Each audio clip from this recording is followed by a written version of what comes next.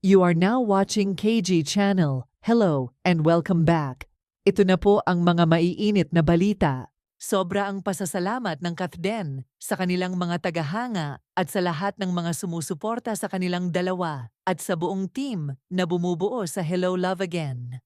Mula nang ipalabas ito sa mga sinehan nung nakaraang buwan, si Catherine Bernardo at Alden Richards ay gumawa ng maraming record tulad ng pagkamit ng the biggest first day ticket sales at 85 milyong piso at pagdebut sa ika-8 pwesto sa top 10 box office ng US noong Nobyembre 19. Gumawa na naman sa pangalawang pagkakataon ng isang magandang history sa kasaysayan ng pelikulang Pilipino, sina Alden Richards at Catherine Bernardo dahil sa kanilang box office movie na Hello Love Again. At ito ang kauna-unahang pelikula na kumita ng 1 billion and counting dahil now showing pa rin ang pelikula worldwide.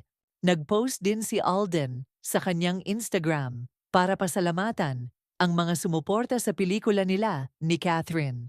Thank you for making this happen. We are truly grateful beyond words. Maraming salamat po sa inyong lahat. Thank you very much to all of you. To God be the glory, captioned ni Alden.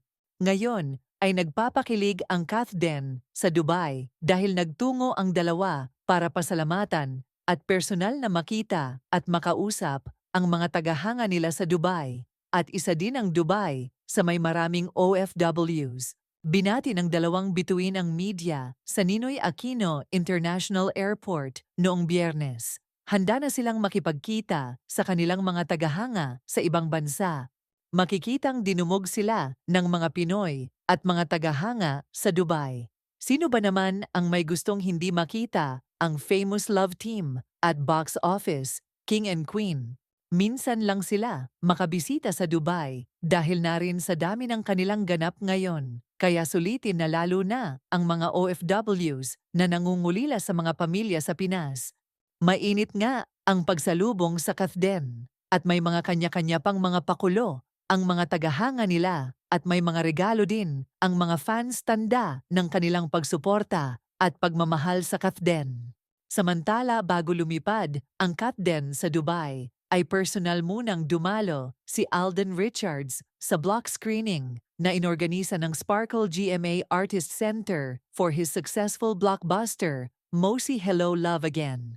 Maraming sumuporta at tumalong kapuso artists katulad ng co-star ni Alden sa Pulang Araw na si Sanya Lopez, sina Derek Monasterio and Elle Villanueva, ang princess ng City Jail stars Sofia Pablo at Alan Ansay ay dumalo din sa block screening.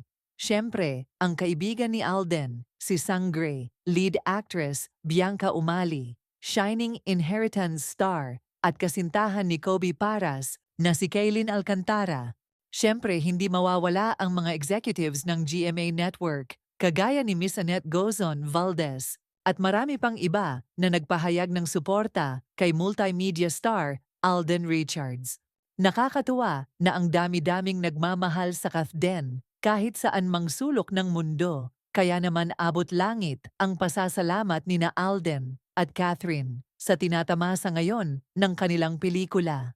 Deserve naman ng buong team ang success ng kanilang pelikula ngayon dahil pinaghirapan talaga nila ang paggawa ng Hello Love Again. Yung dedikasyon at pagmamahal sa trabaho, sa mga kasamahan, at mga tagahanga ng Kathden ay binuhos lahat kahit na sobrang busy din nila. Alden at Catherine ay naglaan at nilinis ang kanilang mga schedules para lang magawa ang pelikulang ito. May takot man ang dalawa, ngunit kinaya nilang magkasama na may pagmamahal, respeto, tiwala at pagtutulungan sa isa't isa, kaya naman matagumpay ang Kathden, ang buong team at very successful talaga ang kanilang Hello Love Again movie.